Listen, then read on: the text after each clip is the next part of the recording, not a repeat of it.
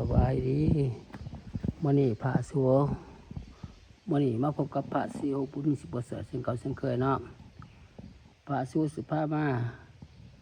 เบิ่งสวนดอกไม้คือเก่ามื้อนี้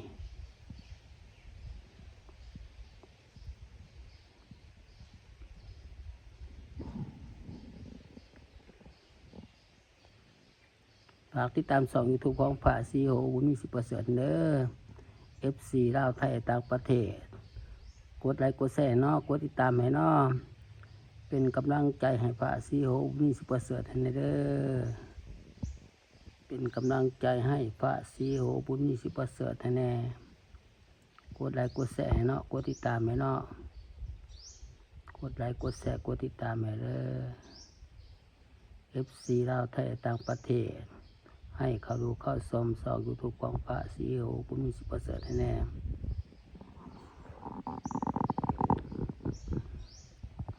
ให้เขาดูเข้าชมช่อง YouTube ของพระสิวบุญสิบ่เสริฐเด้อกดไลค์กดแชร์เนาะกดติดตามให้เนาะ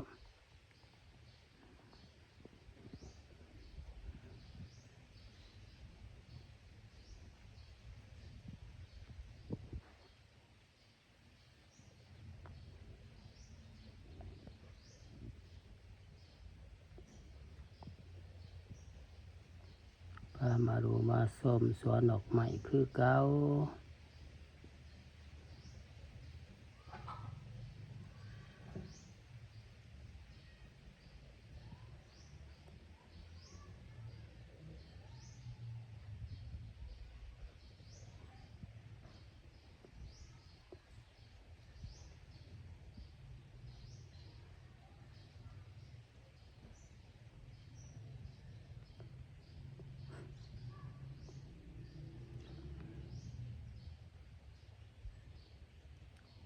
มาดูมาชมสวนดอกไม้คือเก่า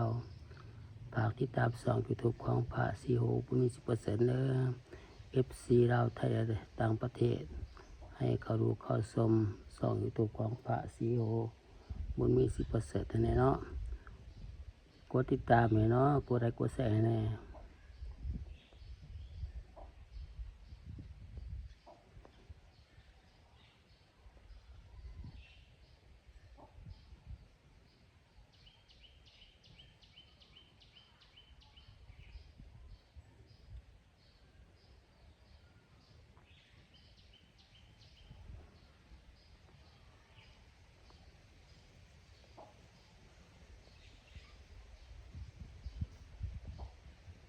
กดไลค์กดแชร์กดติดตามให้เด้อ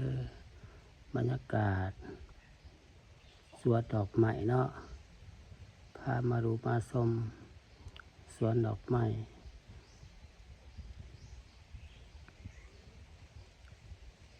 ฝากติดตามช่อง YouTube ของพระสิวบุญสิบ่เสริฐเด้อ FC ลาวไทยต่างประเทศให้เขาดูเข้าชมช่อง YouTube ของพระสิวบุญสิบ่เสริฐเนาะกดไลค์กดแชร์เนาะกดติดตามให้เด้อเป็นกำลังใจให้แน่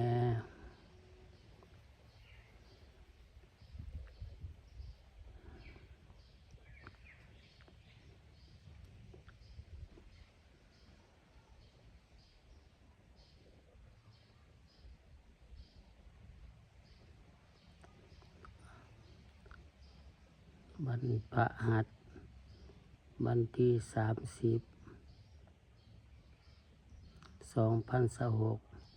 เลยเอาวัน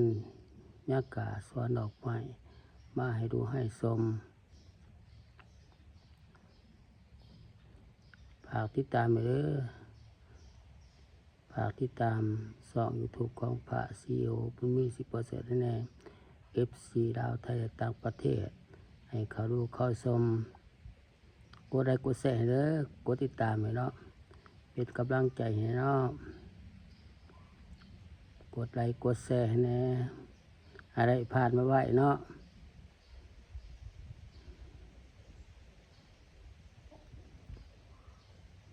อะไรผ่านมาไว้เนาะยังบ่ทันได้ผ่านหลายเดือนแล้วสร้าง YouTube สร้างสองหลายเดือนแล้วสร้างสองยังบ่ได้ผ่าน